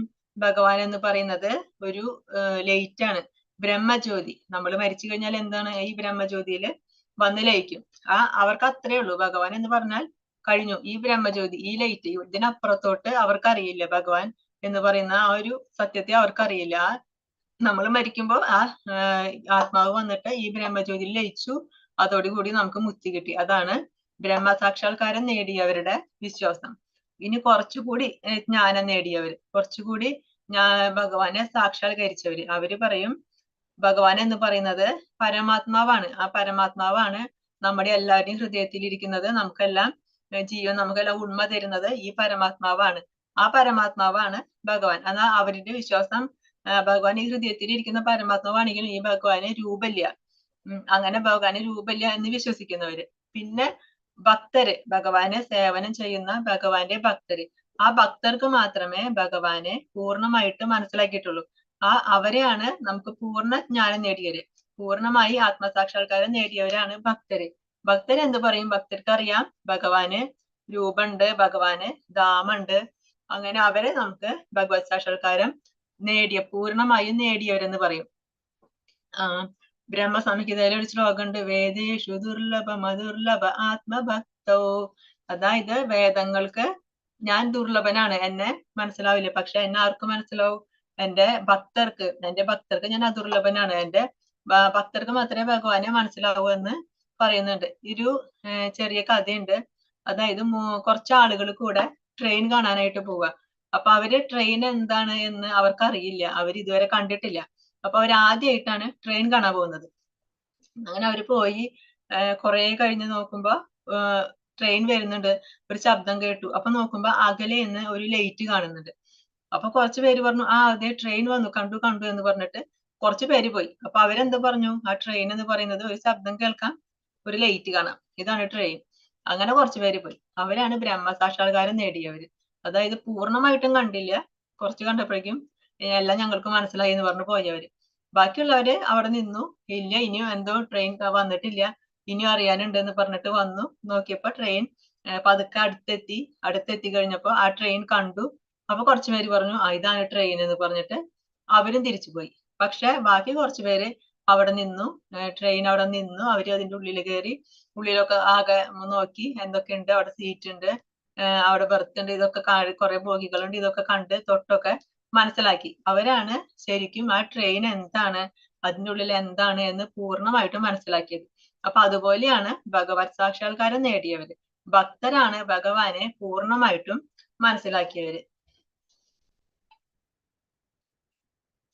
വിദ്യാ വിനയ സമ്പന്നേ ബ്രാഹ്മണേ ഗവിഹസ്തിനി ശുനി ചൈവ സ്വപാകേ ച പണ്ഡിതാ സമദർശിനഃ. അറിവും വിനയവും ഉള്ള ബ്രാഹ്മണനെയും പശുവിനെയും ആനയെയും നായയെയും നായ്മാംസം ഭക്ഷിക്കുന്ന ചണ്ടാളനെയും സമദൃഷ്ടിയോടെയാണ് യഥാർത്ഥ ജ്ഞാനമുള്ളവരായ വിനയാന്വിതരായ പണ്ഡിതന്മാർ വീക്ഷിക്കുന്നത്. അറിവും വിനയവും ഉള്ള ബ്രാഹ്മണനെയും, ഒരു ബ്രാഹ്മണനെ കണ്ടാലും, ഇനി ഒരു പശുവിനെ കണ്ടാലും, ആനയെ കണ്ടാലും, നായയെ കണ്ടാലും, ഈ നായ്മാംസം കഴിക്കുന്ന ചണ്ടാളന്മാരുണ്ട്, ഇവരെ കണ്ടാലും ഒരു പണ്ഡിതനായ ആൾക്ക് ഇവരെല്ലാം ഒരേപോലെയാണ് കാണാൻ സാധിക്കുന്നത്. എന്ന് വെച്ചാൽ എന്താ അർത്ഥം? അവർക്ക് അദ്ദേഹത്തിന് ഇവരൊന്നും കണ്ടാൽ മനസ്സിലാവില്ല എന്നാണോ? അതായത് പശുവിനെ കണ്ടാലും ആനയെ കണ്ടാലും നായയെ കണ്ടാലും മനസ്സിലാവില്ല എന്നാണ് ഉദ്ദേശിക്കുന്നത്? അതല്ല. കാരണം അദ്ദേഹത്തിന് അറിയാം, പശുവിനെ കണ്ടു കഴിഞ്ഞാൽ ഇത് പശുവാണെന്ന് അറിയാം, ഇത് ആനയാണെന്ന് അറിയാം. ഇനി നായയെ കണ്ടു കഴിഞ്ഞാൽ ഇത് നായയാണ്, ഇതും അറിയാം. പക്ഷെ അവരെന്താ ചിന്തിക്കുന്നത്? ഏത് മൃഗമായാലും മനുഷ്യരായാലും എങ്ങനെയായാലും എല്ലാവരിലും ഉള്ളത് ഒരേ ഭഗവാന്റെ ചൈതന്യമാണ്. എന്റെ ഹൃദയത്തിലുള്ള ആ പരമാത്മാവ് തന്നെയാണ് ഈ കാണുന്ന എല്ലാവരുടെയും ഹൃദയത്തിലുള്ളത്. അപ്പൊ ആ സത്യം, ആ ഒരു ജ്ഞാനം നേടിയ ആളാണ് പണ്ഡിതൻ. ഇവർക്ക് മനസ്സിലാവും ഇവർക്ക് പിന്നെ എന്താ വ്യത്യാസം? കാരണം ഞാൻ എന്റെ ഹൃദയത്തിലുള്ള പരമാത്മാവ് തന്നെയാണ് ആ നായയുടെ ഹൃദയത്തിലുള്ളത്. ആ നായയുടെ ഹൃദയത്തിലും എന്റെ ഹൃദയത്തിലുമുള്ള അതേ പരമാത്മാവ് തന്നെയാണ് ആ ഒരു പശുവിന്റെ ഹൃദയത്തിലുള്ളത്. അപ്പൊ അതുകൊണ്ട് ആ ഒരു വ്യത്യാസം കാണിക്കില്ല. അതായത് അതൊരു മൃഗമാണ്, ഞാനൊരു ഉയർന്ന കുലത്തിലുള്ള ഒരു പണ്ഡിതനാണ്, അയാളാണെങ്കിൽ താഴ്ന്ന കുലത്തിലുള്ള ഒരു ചണ്ടാളനാണ്. ഇങ്ങനെ പണ്ഡിതന്മാർക്ക് ഈ ഒരു വ്യത്യാസം ഉണ്ടായിരിക്കില്ല. കാരണം അവര് എല്ലാവരിലും വിനയമുള്ളവരായിരിക്കും. ജ്ഞാനം നേടിക്കഴിഞ്ഞാലേ നമുക്ക് വിനയം ഉണ്ടാവുള്ളൂ, അല്ലെ? ഈ അജ്ഞാനികളാണ് അഹങ്കാരം ബാധിച്ച് നടക്കുന്നത്. പക്ഷെ നമ്മൾ ജ്ഞാനം നേടിയാലോ? ആ ജ്ഞാനം നേടിക്കഴിഞ്ഞാൽ ഓട്ടോമാറ്റിക് ആയിട്ട് നമ്മളിൽ വിനയം ഉണ്ടായിരിക്കും. ന പ്രഹൃഷ്യേത് പ്രിയം പ്രാപ്യ നോധി ചേത് പ്രാപ്യ ച പ്രിയം സ്ഥിരബുദ്ധിരസമ്മൂഢോ ബ്രഹ്മവിദ്ബ്രഹ്മണി സ്ഥിതഃ. ആനന്ദത്തിൽ ആഹ്ലാദിക്കുകയോ ആനന്ദകരമല്ലാത്തവയിൽ ദുഃഖവിഷ്ടനാവുകയോ ചെയ്യാതെ സ്ഥിരബുദ്ധിയോടെ അസംഭ്രാന്തനായി ദൈവശാസ്ത്രജ്ഞാനിയായി ജീവിക്കുന്നവൻ ഭൗതികാതീതൻ തന്നെ. എന്തെങ്കിലും നമുക്ക് ലൈഫിൽ ഒരു സന്തോഷം വന്നു കഴിഞ്ഞാൽ അതിൽ അമിതമായിട്ട് ആഹ്ലാദിക്കുക. അങ്ങനെ അമിതമായിട്ട് ആഹ്ലാദിക്കാതെ, ഇനിയിപ്പോ നമുക്ക് സന്തോഷകരമല്ലാത്ത ഒരു കാര്യമാണ് വന്നു ചേർന്നെന്നുണ്ടെങ്കിലോ അതില് അമിതമായിട്ട് ദുഃഖിക്കുകയുമില്ല. സന്തോഷം വന്നാലും ദുഃഖം വന്നാലും അതിനെ ഒരുപോലെ കാണാനായിട്ട് ശ്രമിക്കും. അങ്ങനെ ഒരുപോലെ കാണാൻ ശ്രമിക്കുന്ന ആള് സ്ഥിരബുദ്ധിയുള്ള ആളെന്ന് പറയും. അയാൾ എല്ലാത്തിലും അങ്ങനെയുള്ള ജ്ഞാനം നേടിയ ആ ആള് ഭൗതികതയിൽ ജീവിക്കുന്നുണ്ടെങ്കിലും അദ്ദേഹം ഭൗതികാതീതനാണ്. അതായത് ആത്മസാക്ഷാത്കാരം ലഭിച്ച ആ ഒരു വ്യക്തിനെ കണ്ടാൽ നമുക്ക് എങ്ങനെ മനസ്സിലാവും? അതാണ് പറയുന്നത്. അദ്ദേഹം എങ്ങനെയുള്ള ആളായിരിക്കും? അദ്ദേഹം ആനന്ദത്തിൽ ആഹ്ലാദിക്കില്ല. എന്ന് വെച്ചാൽ സന്തോഷം വന്നു കഴിഞ്ഞാൽ അദ്ദേഹത്തിന് സന്തോഷം ഉണ്ടായിരിക്കില്ല, ദുഃഖം വന്നാൽ ദുഃഖം ഉണ്ടായിരിക്കില്ല. അങ്ങനെയല്ല, സന്തോഷം ഉണ്ടായിരിക്കും. അദ്ദേഹത്തിന് സന്തോഷമുള്ള കാര്യം വന്നാൽ അദ്ദേഹത്തിന്റെ ഉള്ളിൽ സന്തോഷം ഉണ്ടായിരിക്കും. പക്ഷെ അത് അമിതമായിട്ട് അതിനെ പറ്റി പ്രകടിപ്പിച്ച് അങ്ങനെ അദ്ദേഹം നടക്കില്ല. അതുപോലെ ഒരു ദുഃഖകരമായ ഒരവസ്ഥ ജീവിതത്തിൽ വന്നു ചേർന്നാൽ പിന്നെ അത് തന്നെ പറഞ്ഞ് ആ ഒരു ദുഃഖം എനിക്ക് തന്നല്ലോ, എനിക്ക് മാത്രം എങ്ങനെ സംഭവിച്ചല്ലോ, അങ്ങനെയൊക്കെ പറഞ്ഞ് സങ്കടം പറഞ്ഞ് ആ ഒരു വിഷമത്തിൽ തന്നെ ജീവിക്കാതെ, അതും അദ്ദേഹം സന്തോഷം വന്നപ്പോ അദ്ദേഹം എങ്ങനെയാണ് കണ്ടത് അതുപോലെ തന്നെ ഇതിന് അദ്ദേഹം അത്രയും സിമ്പിൾ ആയിട്ട് കാണും. അങ്ങനെ ജീവിക്കുന്ന ആ ആളാണ്, അവരെ നമുക്ക് ആത്മസാക്ഷാത്കാരം നേടിയവരെ എന്ന് പറയാൻ പറ്റും. അദ്ദേഹം ഭൗതികതയ്ക്കും അതീതനാണ്. അതായത് ഈ ഭൗതിക ലോകത്ത് ജീവിക്കുന്നുണ്ടെങ്കിലും അദ്ദേഹത്തിന്റെ ശരീരം മാത്രമേ ഇവിടെയുള്ളൂ, ഈ ഭൗതിക ലോകത്തുള്ളൂ. അദ്ദേഹത്തിന്റെ മനസ്സ് എവിടെയാണ്? അദ്ദേഹം ഭഗവാനിലാണ്. എപ്പോഴും അദ്ദേഹത്തിന് ഭഗവാനിലായിരിക്കും ചിന്ത. ശരീരം പക്ഷെ ഈ ഭൂമിയിലുണ്ട്, അങ്ങനെയുള്ളൂ. അപ്പൊ അദ്ദേഹം നമ്മൾ മുക്താവസ്ഥയിലാണ്, ജീവിച്ചിരിക്കുന്നുണ്ടെങ്കിലും മുക്താവസ്ഥയിലാണ്. അദ്ദേഹം ബുദ്ധിക്ക് സ്ഥിരവനാണ്, സത്യം മനസ്സിലാക്കിയവനാണ്. നമുക്കൊരു ഹയർ ടേസ്റ്റ് വന്നു കഴിഞ്ഞാൽ നമുക്ക് അതിന് താഴെയുള്ളതിനോടൊന്നും രുചി ഉണ്ടായിരിക്കില്ല. അപ്പൊ ആധ്യാത്മികമായ ജ്ഞാനം നേടി അതിൽ സന്തോഷം കണ്ടെത്തിയ ഒരാൾക്ക് ആ ആനന്ദം യഥാർത്ഥത്തിൽ മനസ്സിലാക്കി അത് അനുഭവിച്ച ഒരു വ്യക്തിയാണെങ്കിൽ അവർക്ക് ഭൗതികമായ മറ്റൊന്നിലും സന്തോഷം ഉണ്ടാവില്ല. അങ്ങനെ സന്തോഷിക്കാൻ പറ്റില്ല. കാരണം അവർക്ക് എന്താ? അവരതിലും ഹയർ ടേസ്റ്റ് അനുഭവിക്കുന്നത്, അതിലും ഉന്നതമായ രുചിയിലാണ് അവർ ജീവിക്കുന്നത്. അപ്പൊ പിന്നെ ഈ ചെറിയ രുചിയൊന്നും അവർക്കൊരു വിഷയമായിരിക്കില്ല. ഉദാഹരണം പറയുകയാണെങ്കിൽ നമ്മൾ പാല് കുടിക്കുക, പഞ്ചസാര ഒക്കെ ഇട്ട് മധുരമുള്ള പാല് കുടിച്ചുകൊണ്ടിരിക്കുക. ആ കുടിക്കുന്ന സമയത്ത് ആരെങ്കിലും നമുക്ക് കുറച്ച് പാൽപ്പായസം കൊണ്ടു തന്നു. അപ്പൊ നമ്മൾ എന്ത് ചെയ്യും? പാൽപ്പായസം കുടിക്കോ പാല് കുടിക്കോ? ആ പാലവിടെ വെച്ചിട്ട് പാൽപ്പായസം കുടിക്കും. അങ്ങനെ പാൽപ്പായസം കുടിച്ച് ആ രുചി കിട്ടിക്കഴിഞ്ഞാല് പിന്നെ നമുക്ക് ആ പാലിനോട് രുചി ഉണ്ടെന്ന് തോന്നുവോ? തോന്നില്ല. നമുക്ക് സ്വാഭാവികമായും പാൽപ്പായസമായിരിക്കും നമുക്ക് രുചി കൊടുത്തിട്ടുണ്ടാവുക. അതുപോലെയാണ് നമ്മൾ ആധ്യാത്മികതയിൽ വന്നു കഴിഞ്ഞാൽ, നമ്മൾ ഭഗവാന് സേവനം ചെയ്തു കഴിഞ്ഞാൽ ആ ഒരു ആനന്ദം നമ്മൾ അനുഭവിച്ചു കഴിഞ്ഞാൽ പിന്നെ നമുക്ക് ഭൗതികമായ ഒന്നിനോടും ആ ഒരു സന്തോഷം ഉണ്ടാവില്ല. അതിലൊന്നും ഒരു വലിയ കാര്യം ഉണ്ടായിരിക്കില്ല. കാരണം എന്താ, അതിലും വലിയ ടേസ്റ്റ് ആണ് നമുക്കിവിടെ നമ്മൾ അനുഭവിക്കുന്നത്. ഭഗവാനുമായിട്ട് ബന്ധപ്പെട്ട് നമ്മുടെ ആത്മാവിന് ആനന്ദം ലഭിക്കുന്നത് ആ ഭഗവാനുമായി ബന്ധപ്പെട്ട കാര്യങ്ങൾ ചെയ്യുമ്പോഴാണ്. അപ്പൊ ആ സന്തോഷമായിരിക്കും നമുക്ക് ഇതിലും വലുത്. അത് അനുഭവിക്കുന്ന ഒരാൾക്ക് ഭൗതികമായ ഒന്നിലും അത്ര താല്പര്യം ഉണ്ടായിരിക്കില്ല. ये हि संस्तस्य च भोगा दुःखयोनय एव ते आद्यन्तवन्त कौन्तेय न तेषु रमते बुधः. ബുദ്ധിമാൻ ഭൗതിക ഇന്ദ്രിയങ്ങളുമായുള്ള ബന്ധം മൂലമുണ്ടാകുന്ന ദുഃഖങ്ങളിൽ പങ്കുകൊള്ളാറില്ല. അല്ലയോ കുന്തിപുത്ര, ഭൗതിക സുഖങ്ങൾക്ക് ആദിയും അവസാനവും ഉള്ളത് കൊണ്ട് അവയിൽ ഒരിക്കലും ബുദ്ധിമാന്മാർ സന്തോഷം കൊള്ളുന്നില്ല. അപ്പൊ ബുദ്ധിയുള്ളവരെ ഭൗതിക ഇന്ദ്രിയങ്ങളുമായുള്ള ബന്ധം മൂലം ഉണ്ടാകുന്ന ആ സുഖദുഃഖങ്ങളില് പങ്കുകൊള്ളില്ല. അല്ലയോ കുന്തിപുത്ര, ഭൗതിക സുഖങ്ങൾക്ക് ആദിയും അവസാനവും ഉണ്ട്. അതായത് ഭൗതിക ലോകത്ത് നമ്മൾ എന്തൊരു സന്തോഷം അനുഭവിക്കുന്നുണ്ടോ, നമുക്ക് എന്തൊരു സുഖം കിട്ടുന്നുണ്ടോ, അതിന് ഒരവസാനം ഉണ്ട്. അത് ശാശ്വതമായതല്ല. അതിന് ഒരു തുടക്കവും ഉണ്ട്, ഒരു അവസാനവും ഉണ്ട്. അതുകൊണ്ട് ബുദ്ധിയുള്ളവരാരും അതില് സന്തോഷം കണ്ടെത്തില്ല. നമ്മുടെ ഇന്ദ്രിയങ്ങൾ ഏതൊക്കെയാണ്? കണ്ണ്, മൂക്ക്, നാക്ക്, ചെവി, ത്വക്ക്. ഈ 5 ഇന്ദ്രിയങ്ങളിലൂടെയാണ് ഇന്ദ്രിയ വിഷയങ്ങള് നമുക്ക് അനുഭവിക്കുന്നത്. ആ ഇന്ദ്രിയ വിഷയങ്ങളുമായുള്ള സമ്പർക്കത്തിൽ പെട്ടിട്ട് നമ്മൾ ഈ ഭൗതികതയില് നമ്മൾ ബന്ധനത്തിൽ വരുന്നത്. അതിൽ നിന്ന് നമുക്ക് എന്ത് സുഖാണോ കിട്ടുന്നത് അത് മുഴുവൻ നമ്മളെ ഈ ലോകത്ത് ദുഃഖം മാത്രമേ തരുള്ളൂ. അതിനുള്ള എക്സാമ്പിൾ ആണ് ഈ കാണിക്കുന്നത്. നമ്മൾ കണ്ണിന് എന്താണ് വിഷയം? കണ്ണിന്റെ വിഷയമാണ് കാഴ്ച. അപ്പൊ ഈയാമ്പാറ്റകള് തീ കണ്ടിട്ട് എന്തെങ്കിലും കഴിക്കാനുള്ള ഫുഡാണ് എന്ന് വെച്ചിട്ട് ഓടി വന്നിട്ട് എന്ത് സംഭവിക്കും? ആ തീയിൽ പെട്ട് അവരങ്ങനെ മരിച്ചുപോയി. അപ്പൊ ആ ഒരു കണ്ണ് എന്ന് പറയുന്ന ആ ഇന്ദ്രിയത്തിന്റെ സുഖം തേടി അവര് പോയിട്ട് അവർക്ക് എന്ത് സംഭവിച്ചു? അവർക്ക് മരണം സംഭവിച്ചു. ഇനി മാനിനെ പിടിക്കുന്നത്, മാന് പാട്ട് വെച്ചിട്ട് അപ്പൊ മാൻ ഈ പാട്ട് കേൾക്കുമ്പോ അത് കേട്ട് നിൽക്കും. അങ്ങനെ ആ പാട്ട് ആസ്വദിച്ച് നിൽക്കുന്ന സമയത്ത് അങ്ങനെയാണ് ഈ മാനിനെ പിടിക്കുക. അപ്പൊ ഈ ചെവി എന്ന് പറയുന്ന ഇന്ദ്രിയം ആ മാനിനെ എന്താ ചെയ്തത്? അതിനെ ബന്ധനത്തിലാക്കി. ഈ ഭൗതിക ലോകത്ത് അതിന്റെ ബന്ധനത്തിലാക്കി. പിന്നെ മീനിനെ പിടിക്കുന്നത് നമുക്ക് എല്ലാവർക്കും കണ്ടിട്ടുണ്ടാവും അല്ലെ? ചൂണ്ടയില് ചിലപ്പോ കുഞ്ഞു മീനുകളെ വെക്കും, അതല്ലെങ്കിൽ വേറെ എന്തെങ്കിലും ഫുഡ് വെക്കും. അങ്ങനെ വെച്ചിട്ട് ആ ചൂണ്ടയിടുമ്പോ ഈ മീനുകള് അതിൽ വന്ന് കൊത്തും. മീനുകളുടെ പ്രത്യേകത എന്താന്ന് വെച്ചാല് അവരെ എത്ര ഫുഡ് കൊടുത്താലും അവര് കഴിച്ചോണ്ടേയിരിക്കും. വയറ് നിറഞ്ഞോന്നൊന്നും നോക്കില്ല. അവർ കഴിച്ച് ചിലപ്പോ മീനുകൾ ഫുഡ് അധികമായിട്ട് വയറ് പൊട്ടി ചാവും. പക്ഷെ എന്നാലും ഇവരിങ്ങനെ എത്ര കൊടുത്താലും കഴിച്ചുകൊണ്ടേയിരിക്കും. അങ്ങനെ ഒരു സ്വഭാവം ഉണ്ട് മീനിന്. അപ്പൊ ആ നാക്ക് എന്താണ്? ആ മീനിന് ദോഷം ചെയ്തു. ആ രുചിക്ക് പിന്നാലെ പോയിട്ട് അത് വീണ്ടും ചൂണ്ടയിൽ വിടും. പിന്നെ വണ്ട് താമരപ്പൂവിന്റെ സുഗന്ധം കേട്ട് അത് ആസ്വദിച്ചിട്ട് അത് ആ മണം ഇഷ്ടപ്പെട്ട് അങ്ങനെ ആ പൂവില് കയറിയിരിക്കും. ആ പൂവ് ഇങ്ങനെ കൂമ്പുമ്പോ എന്ത് സംഭവിക്കും? ഈ വണ്ട് അതിന്റെ ഉള്ളിൽ പെടും. അങ്ങനെ ആ വണ്ട് മരിച്ചു പോകും. പിന്നെ ആനേനെ പിടിക്കുന്നത് എങ്ങനെയാ? ആന ബന്ധനത്തിലാവുന്നത് ത്വക്ക്. ആനേനെ പിടിയാനെ കൊണ്ട് ആനക്കുഴിയൊക്കെ ഉണ്ടാക്കി വെക്കും.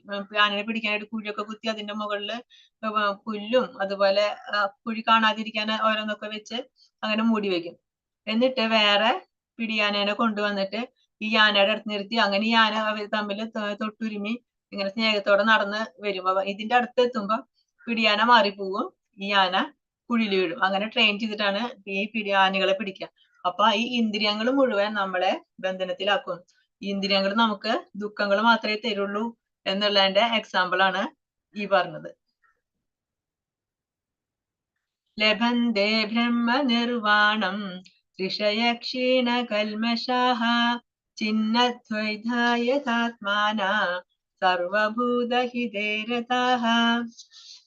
സംശയങ്ങളിൽ നിന്ന് ഉത്ഭവിക്കുന്ന ദ്വന്ദ്ങ്ങൾക്ക് അതീതരായവരും മനസ്സ് തന്നിൽ തന്നെ വ്യാപരിക്കുന്നവരും എപ്പോഴും സകല ജീവജാലങ്ങളുടെയും ക്ഷേമ ഐശ്വര്യ പ്രവർത്തനങ്ങളിൽ തിരക്കിട്ട് പ്രവർത്തിച്ചുകൊണ്ടിരിക്കുന്നവരും സർവ പാപങ്ങളിൽ നിന്നും മോചനം നേടിയവരുമായിട്ടുള്ളവർ ബ്രഹ്മനിർവാണം പോകുന്നു.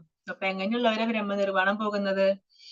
ചിന്നദ്വൈത എന്ന് പറഞ്ഞാല് സംശയങ്ങളിൽ നിന്ന് ഉത്ഭവിക്കുന്ന ദ്വന്ദ്ങ്ങൾക്ക് അതീതരായവര്. ഈ സംശയങ്ങളിൽ നിന്ന് ഉത്ഭവിക്കുന്ന ദ്വന്ദ്ങ്ങൾ എന്ന് പറയുന്നത്, നമുക്കൊരു കാര്യം ചെയ്യുമ്പോൾ നമ്മുടെ മനസ്സിൽ രണ്ട് കാര്യങ്ങൾ വരും.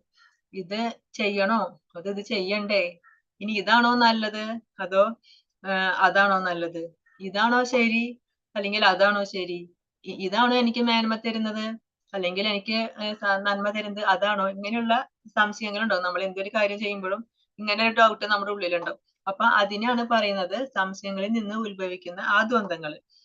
അങ്ങനെയുള്ള അതിൽ നിന്ന് അതീതരായവര്. പിന്നെ മനസ്സ് തന്നിൽ തന്നെ വ്യാപരിക്കുന്നവര്, അതായത് ആത്മാവില് തന്നെ കോൺസെൻട്രേറ്റ് ചെയ്ത് ആത്മാവിന്റെ ആനന്ദത്തിന് വേണ്ടി, അങ്ങനെ ഭൗതികമായ ഒരു അറ്റാച്ച്മെന്റ് ഇല്ലാത്ത അങ്ങനെയുള്ള ആളുകൾ. പിന്നെ സകല ജീവജാലങ്ങളുടെയും ക്ഷേമ ഐശ്വര്യ പ്രവർത്തനങ്ങളിൽ തിരക്കിട്ട് പ്രവർത്തിച്ചുകൊണ്ടിരിക്കുന്നവര്, പരമസത്യത്തെ കുറിച്ച് അറിഞ്ഞ് ആ ഒരു ജ്ഞാനം നേടി ആ ജ്ഞാനം മറ്റുള്ളവർക്ക് പറഞ്ഞു കൊടുക്കുക, മറ്റുള്ളവർക്ക് ആ ജ്ഞാനം നൽകുന്ന അങ്ങനെയുള്ള ആളുകൾ. പിന്നെ എല്ലാവർക്കും ക്ഷേമം വരുന്നത് എപ്പോഴാണ്? ഭഗവാനെ കുറിച്ചുള്ള ജ്ഞാനം കിട്ടുമ്പോ, ആത്മജ്ഞാനം നേടുമ്പോൾ മാത്രമേ എല്ലാവർക്കും സന്തോഷം ലഭിക്കുള്ളൂ, അല്ലെ? അതുകൊണ്ട് അത്തരം കാര്യങ്ങള് എല്ലാവർക്കും പറഞ്ഞു കൊടുക്കുന്ന അങ്ങനെയുള്ള ആളുവര്, ഇവരൊക്കെ സർവ പാപങ്ങളിൽ നിന്നും മോചനം നേടിയവരുമായിട്ടുള്ളവർ. എല്ലാ പാപങ്ങളിൽ നിന്നും മോചനം നേടി, അതായത് ഭഗവാനെ കുറിച്ചുള്ള ജ്ഞാനം നേടിക്കഴിഞ്ഞാൽ നിങ്ങൾക്ക് മോക്ഷം കിട്ടുന്ന ഭഗവാൻ തന്നെ പറഞ്ഞിട്ടുണ്ട്. ഭഗവാനെ കുറിച്ചുള്ള ജ്ഞാനം നേടിക്കഴിഞ്ഞാൽ അവര് സർവ്വ പാപങ്ങളിൽ നിന്നും മുക്തരായവരാണെന്ന് പറഞ്ഞിട്ടുണ്ട്. അങ്ങനെയുള്ളവരെ എന്ത് സംഭവിക്കുന്നു? ബ്രഹ്മനിർവാണം പോകുന്നു, അതായത് അവർക്ക് മോക്ഷം ലഭിക്കുന്നു, അവർക്ക് മുക്തി ലഭിക്കുന്നു. അതാണ് പറയുന്നത്. സംശയങ്ങളിൽ നിന്ന് ഉത്ഭവിക്കുന്ന ദ്വന്ദ്ങ്ങൾക്ക് അതീതരായവര്, ആ ദ്വന്ദ്ങ്ങളൊന്നും അവർക്കുണ്ടായിരിക്കില്ല. പിന്നെ എപ്പോഴും തന്നിൽ തന്നെ വ്യാപരിക്കും മനസ്സ്, അതായത് ഭൗതികമായി ഒന്നിലും ആസക്തി ഉണ്ടായിരിക്കില്ല, ഭൗതികമായി ഒന്നിനോടും അറ്റാച്ച്മെന്റ് ഉണ്ടായിരിക്കില്ല. അവര് ആത്മരാമന്മാര്, അതായത് ആത്മാവിൽ തന്നെ ആനന്ദം കണ്ടെത്തുന്നവര്, ആത്മാവിൽ തന്നെ രമിക്കുന്നവര്. പിന്നെ അവർക്ക് എല്ലാ ജീവജാലങ്ങളിലും ഇപ്പൊ എന്റെ സുഖം അല്ലെങ്കിൽ എന്റെ സന്തോഷം മാത്രമല്ല അവര് നോക്കുക. ഇപ്പൊ ലോക സമസ്ത സുഖിനോ ഭവന്തു, ഇതാണ് ഹിന്ദുവിന്റെ സൂത്രവാക്യം. അതായത് എനിക്ക് മാത്രമല്ല, എല്ലാവർക്കും സുഖം വേണം, എല്ലാവർക്കും ഐശ്വര്യം വേണം. അങ്ങനെ അപ്പൊ അവർക്ക് വേണ്ടി എനിക്ക് എന്തൊക്കെ ചെയ്യാൻ പറ്റുമോ അങ്ങനെ അതിനു വേണ്ടി പ്രവർത്തിച്ചുകൊണ്ടിരിക്കുന്നവര്, അങ്ങനെയുള്ളവര് സർവ്വ പാപങ്ങളിൽ നിന്നും മോചനം നേടിയിട്ടുള്ളവരാണ്. അവരെന്ത് സംഭവിക്കുന്നു? അവര് ബ്രഹ്മനിർവാണം പോകുന്നു, അതായത് അവർക്ക് മോക്ഷം ലഭിക്കുന്നു. കാമക്രോധ വിമുക്താനാം യതീനാം യദചേതസാം അഭിധോ ബ്രഹ്മനിർവാണം വർത്തതേ വിദിതാത്മനാം. കാമക്രോധങ്ങൾ ഒഴിഞ്ഞ് അച്ചടക്കത്തോടെ പരിപൂർണതയ്ക്ക് വേണ്ടി അനവരതം യത്നിക്കുന്ന ആത്മസാക്ഷാത്കാരം നേടിയവർക്ക് അജിരേണ പരമപദ പ്രാപ്തി സുനിശ്ചിതമാണ്. കാമക്രോധങ്ങൾ ഒക്കെ ഒഴിഞ്ഞ്, കാമം ഇല്ലാന്നുണ്ടെങ്കിൽ നമുക്ക് ഓട്ടോമാറ്റിക്കായിട്ട് ക്രോധം ഉണ്ടായിരിക്കില്ല. കാമമാണ് എല്ലാത്തിന്റെയും കാരണം. അപ്പൊ ഈ കാമം ക്രോധം ഇതൊക്കെ ഒഴിഞ്ഞ് അച്ചടക്കത്തോടു കൂടി പരിപൂർണതയ്ക്ക് വേണ്ടി അനവരതം യത്നിക്കുന്നത്. അനവരതം എന്ന് പറഞ്ഞാല് നിരന്തരം, കണ്ടിന്യൂസ് ആയിട്ട് അതിനു വേണ്ടി തന്നെ യത്നിച്ചുകൊണ്ടിരിക്കുന്നവര്, അങ്ങനെയുള്ളവരെ ആത്മസാക്ഷാത്കാരം നേടിയവർക്ക് അജിരേണ, പെട്ടെന്ന്, അധികം താമസമൊന്നും ഇല്ലാതെ വളരെ പെട്ടെന്ന് തന്നെ പരമപദ പ്രാപ്തി സുനിശ്ചിതമാണ്. അപ്പൊ എന്താ വേണ്ടത്? അതിനുള്ള ക്വാളിറ്റി, കാമം ക്രോധവും ഉണ്ടാവാൻ പാടില്ല. ആ കാമക്രോധങ്ങളൊക്കെ ഒഴിയണം. അങ്ങനെ ഒഴിഞ്ഞിട്ട് പിന്നെ നമ്മൾ എന്ത് ചെയ്യണം? അതിനു വേണ്ടി ശ്രമിക്കണം. എങ്ങനെ? അനവരതം, അതിനു വേണ്ടി കഠിന പ്രയത്നം, അതിനു വേണ്ടി ഇങ്ങനെ നിരന്തരം ശ്രമിച്ചുകൊണ്ടേയിരിക്കണം. അങ്ങനെ ശ്രമിച്ചുകൊണ്ടിരിക്കുന്നവർക്ക് പരമപദപ്രാപ്തി ലഭിക്കും. എപ്പോ? പെട്ടെന്ന്, അജിരേണ, അവർക്ക് അധികം കാലതാമസം വേണ്ടി വരില്ല, വളരെ പെട്ടെന്ന് തന്നെ പരമപദപ്രാപ്തി സുനിശ്ചിതമാണ്. നോട്ടം കൊണ്ട് മാത്രമാണത്രേ മത്സ്യം കുഞ്ഞുങ്ങളെ പോറ്റുന്നത്. ആമ ധ്യാനം കൊണ്ടും. ആമ കരയിലാണ് മുട്ടയിടുന്നത്, വെള്ളത്തിൽ കിടന്നുകൊണ്ട് ആ മുട്ടകളിൽ മനസ്സൂന്നുകയും ചെയ്യുന്നു. ഈ മത്സ്യം കുഞ്ഞുങ്ങളെ പോറ്റുന്നത് കണ്ണുകൊണ്ട് വെറുതെ നോക്കിയിട്ടാണ്, അല്ലാതെ നമ്മളെ പോലെ ആ കുട്ടികളെ പിന്നാലെ നടന്ന് ഭക്ഷണം കൊടുക്കുന്നതൊന്നും ചെയ്യുന്നില്ല എന്നാണ് പറയുന്നത്. വെറുതെ നോക്കിക്കൊണ്ട് തന്നെ ആ കുഞ്ഞുങ്ങളെ പോറ്റാനായിട്ട് ആ മത്സ്യങ്ങൾക്ക് കഴിവുണ്ട്. അതുപോലെ ആമ കരയിൽ മുട്ടയിടും, പക്ഷെ എന്നിട്ട് ഈ വെള്ളത്തിൽ കിടന്നിട്ട് അതിനെ കണ്ട് ധ്യാനിക്കും. അങ്ങനെ അതിൽ കോൺസെൻട്രേറ്റ് ചെയ്തിട്ട് ആമയ്ക്ക് ആ കുഞ്ഞിനെ നന്നായിട്ട് നോക്കാൻ പറ്റും. വെള്ളത്തിൽ കിടന്നുകൊണ്ട് ആ മുട്ടകളിൽ മനസ്സൂന്നി ആ മുട്ടകളെ മനസ്സിൽ ധ്യാനിച്ചുകൊണ്ട് തന്നെ ആമയ്ക്ക് അറിയാൻ പറ്റും ആ മുട്ടയുടെ അവസ്ഥ എന്താന്നുള്ളത് മനസ്സിൽ അറിയാൻ പറ്റും. അതാണ് അങ്ങനെയാണ് ആമ കുട്ടികളെ നോക്കുന്നത്. അതുപോലെ കൃഷ്ണബോധമുള്ള ഭക്തനും ഭഗവത് ധാമത്തിൽ നിന്ന് വിദൂരസ്ഥനെങ്കിലും നിരന്തരമായ ധ്യാനം കൊണ്ടും കൃഷ്ണാവബോധ പ്രവർത്തനം കൊണ്ടും ആ ധാമത്തിലേക്ക് സ്വയം ഉയരാൻ പറ്റും. അപ്പൊ ഇതുപോലെ ഈ മത്സ്യങ്ങൾക്കും ഈ ആമയ്ക്കും ഇങ്ങനെ ചെയ്യാന്നുണ്ടെങ്കിൽ നമ്മള് കൃഷ്ണാബോധമുള്ള ഭക്തര്, നമ്മള് ഭഗവാന്റെ ധാമത്തിൽ നിന്ന് ഒരുപാട് അകലെയാണ് അല്ലെ, ഭഗവാന്റെ ധാമത്തിൽ നിന്ന് വളരെ ദൂരത്തിലാണ് നമ്മള്. പക്ഷെ നമുക്ക് എന്ത് ചെയ്യാം, നമുക്ക് അവിടേക്ക് എത്താനായിട്ട് സാധിക്കും. നമ്മുടെ കർമ്മം കൊണ്ട്, നമ്മുടെ പ്രവർത്തനം കൊണ്ട് നമുക്ക് അവിടേക്ക് എത്താൻ സാധിക്കും. എന്ത് വേണം, നമ്മൾ നിരന്തരം ധ്യാനിക്കണം. നിരന്തരമായി ധ്യാനിച്ച് നമ്മള് അങ്ങനത്തെ കർമ്മം, കൃഷ്ണാബോധ പ്രവർത്തനം ചെയ്യണം, ഭഗവാന്റെ ഭക്തി സേവനം, അങ്ങനെ കർമ്മം ചെയ്തിട്ട് അങ്ങനെ നമുക്ക് ആ ധാമത്തിലേക്ക് വീണ്ടും പോവാനായിട്ട് പറ്റും. അപ്പൊ അതിന് എന്ത് വേണം, നമ്മുടെ കർമ്മത്തെ മാറ്റണം. നമ്മുടെ കർമ്മത്തെ എങ്ങനെ ചെയ്യണം, നമ്മുടെ കർമ്മത്തെ ഭൗതിക അറ്റാച്ച്മെന്റ് ഒന്നും ഇല്ലാതെ ഭഗവാന് വേണ്ടി സമർപ്പിച്ച് കൃഷ്ണാബോധത്തോടു കൂടി ഭക്തി സേവനം ഭഗവാന് ചെയ്തുകൊണ്ട് നമുക്ക് ആ ധാമത്തിലേക്ക് ഉയരാനുള്ള ആ ക്വാളിഫിക്കേഷൻ നമുക്ക് ഇവിടെ ഇരുന്നിട്ട് തന്നെ ചെയ്യാൻ പറ്റും. പക്ഷെ അതിന് നമ്മുടെ കർമ്മത്തെയാണ് നമ്മൾ മാറ്റേണ്ടത്. ഭൗതിക ക്ലേശങ്ങളുടെ ആഘാതം അയാൾക്ക് അനുഭവപ്പെടില്ല. സദാ പരമപുരുഷനിൽ മുഴുകിയിരിക്കുന്നത് മൂലം പ്രാപഞ്ചിക ക്ലേശങ്ങൾ തീണ്ടാത്ത ഈ അവസ്ഥയാണ് ബ്രഹ്മനിർവാണം. അപ്പൊ ഇദ്ദേഹത്തിന് എങ്ങനെയാണ് ഭൗതിക ക്ലേശങ്ങളുടെ ആഘാതം അവർക്ക് അനുഭവപ്പെടില്ല. കാരണം എന്താ, അവരുടെ മനസ്സ് എപ്പോഴും ഭഗവാനിലായിരിക്കും, പരമപുരുഷനിൽ മുഴുകിയിരിക്കുകയാണ്, ഭഗവാനിൽ സദാ മുഴുകിയിരിക്കുകയാണ്. അങ്ങനെയുള്ളവർക്ക് ഭൗതികമായിട്ടുള്ള ഒരു ദുഃഖങ്ങളും ഉണ്ടായിരിക്കില്ല. അവർക്ക് ഈ ഭൗതിക പ്രപഞ്ചത്തിലെ ഈ ക്ലേശങ്ങൾ ഇതൊന്നും തീണ്ടാത്ത ഈ അവസ്ഥ ഇതൊന്നും ബാധിക്കില്ല. ഇതെന്തായാലും അതൊന്നും അവരെ എഫക്ട് ചെയ്യില്ല. അങ്ങനെയുള്ള ആ അവസ്ഥയാണ് നമ്മൾ എന്ത് പറയുന്നത്, ബ്രഹ്മനിർവാണം എന്ന് പറയുന്നത്. ഭോക്താരം യജ്ഞതപസാം സർവലോകമഹേശ്വരം സുഹൃദം സർവഭൂതാനാം ജ്ഞാത്വാ മാം ശാന്തി മൃച്ഛതി. സർവയജ്ഞങ്ങളുടെയും തപസ്സുകളുടെയും ഭോക്താവും ദേവന്മാരുടെയും സർവലോകങ്ങളുടെയും അധിപനും എല്ലാ ജീവികളുടെയും സുഹൃത്തും അഭ്യുദയകാംക്ഷിയുമാണ് ഞാനെന്ന് മനസ്സിലാക്കിയ തികഞ്ഞ കൃഷ്ണാവബോധമുള്ള വ്യക്തി ഭൗതിക ക്ലേശങ്ങൾ ഒഴിഞ്ഞ് ശാന്തി നേടുന്നു. ഈ മന്ത്രത്തെയാണ് ഭഗവത്ഗീതയിലെ ശാന്തി മന്ത്രം എന്ന് പറയുന്നത്. ശാന്തി മന്ത്രം എന്നറിയപ്പെടുന്ന ശ്ലോകാണിത്. ഭോക്താരം യജ്ഞ തപസാം സർവലോക മഹേശ്വരം സുഹൃതം സർവഭൂതാനാം ജ്ഞാത്വാ മാം ശാന്തി മൃച്ഛതി. നമുക്ക് എങ്ങനെയാ ശാന്തി നേടുന്നത് എന്നാ പറയുന്നത് ഭഗവാൻ.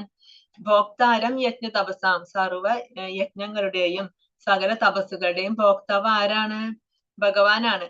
അതുപോലെ സർവലോക മഹേശ്വരം, സർവലോകങ്ങളുടെയും ആധ്യാത്മികമായാലും ഭൗതികമായാലും സർവ ലോകങ്ങളുടെയും ഈശ്വരൻ ആരാണ്, ഈശ്വരൻ അധിപൻ ആരാണ്, ഭഗവാൻ ശ്രീകൃഷ്ണൻ. പിന്നെ എന്താണ്, സുഹൃതം സർവഭൂതാനാം, സർവഭൂതങ്ങളുടെയും സർവ ജീവജാലങ്ങളുടെയും സുഹൃത്ത് ആരാണ്, ഭഗവാനാണ്. അപ്പൊ ഇത് മൂന്നും ആണ് ഭഗവാൻ എന്ന് ജ്ഞാത്വ, ഇത് അറിയുന്നവൻ ആരാണോ അവന് ശാന്തി നേടും. അവനാണ് ശാന്തി നേടുന്നത്. അവന്റെ ഭൗതിക ക്ലേശങ്ങളെല്ലാം ഒഴിഞ്ഞ് അങ്ങനെ കൃഷ്ണാബോധമുള്ള ആ വ്യക്തി, എന്നെ കുറിച്ചുള്ള ജ്ഞാനം നേടിയ ആ വ്യക്തി, അവന് ഭൗതിക ക്ലേശങ്ങളൊക്കെ ഒഴിഞ്ഞിട്ട് ശാന്തി നേടുന്നു എന്നാണ് ഭഗവാൻ പറയുന്നത്. ഇതാണ് ശാന്തി മന്ത്രം എന്നാണ് അറിയപ്പെടുന്നത്. ഇത് ചൊല്ലിക്കഴിഞ്ഞാൽ നമുക്ക് മനഃശാന്തി ലഭിക്കും എന്നാണ് പറയുന്നത്. കൃഷ്ണാബോധ പ്രവർത്തനം, ഭഗവാനാണ് പരമാധികാരി. എല്ലാത്തിന്റെയും പരമമായ അധികാരി ആരാണ്, ഭഗവാനാണ് പരമഭോക്താവ്. സർവയജ്ഞങ്ങളുടെയും തപസ്സുകളുടെയും ഭോക്താവ് ആരാണ്, അത് ഭഗവാൻ ശ്രീകൃഷ്ണൻ. പിന്നെ നമ്മുടെ എല്ലാം സുഹൃത്ത്, നമ്മുടെ എല്ലാവരുടെയും സുഹൃത്തും അഭ്യുദയകാംക്ഷിമാരാണ് ഭഗവാൻ ശ്രീകൃഷ്ണൻ. ഭോക്താരം യജ്ഞ തപസാം സർവലോക മഹേശ്വരം സുഹൃതം സർവഭൂതാനാം. ഈ മൂന്ന് കാര്യങ്ങൾ, ഭഗവാനെ കുറിച്ചുള്ള ഈ മൂന്ന് സത്യങ്ങൾ അറിയുന്ന ആരാണോ അവൻ ശാന്തി പ്രാപിക്കുന്നു. ഇത് ബ്രഹ്മവിമോഹൻ ലീലയാണ്.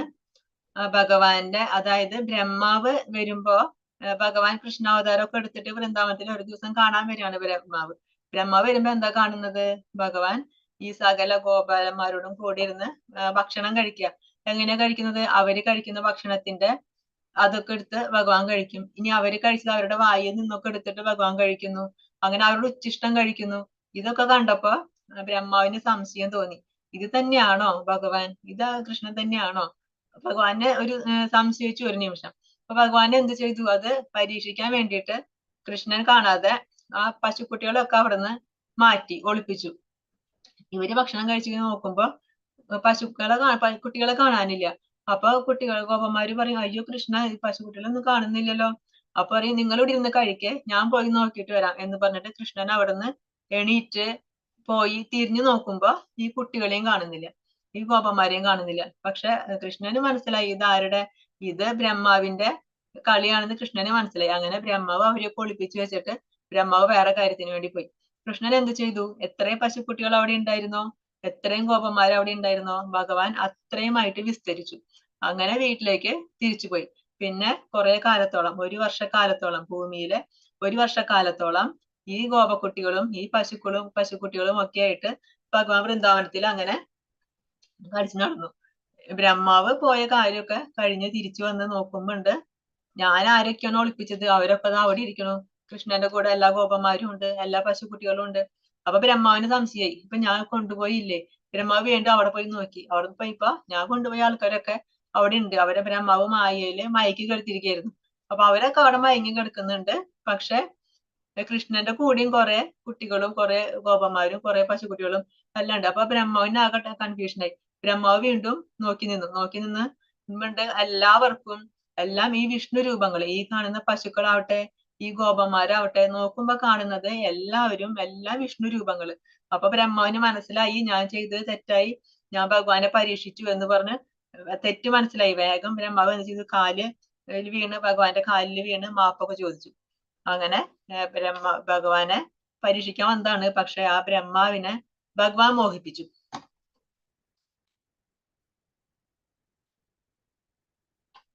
ഹരേ കൃഷ്ണ കൃഷ്ണ കൃഷ്ണ ഹരേ ഹരേ, ഹരേ രാമ രാമ രാമ ഹരേ ഹരേ. വാഞ്ചാകൽപതരുഭ്യശ്ച കൃപാ സിന്ധുഭ്യ ഏവ ച പതിതാനാം പാവനേഭ്യോ വൈഷ്ണവേഭ്യോ നമോ നമഃ. അനന്തകോടി വൈഷ്ണവ ഭക്തവൃന്ദ കി ജയ്. ശ്രീല പ്രഭുപാദി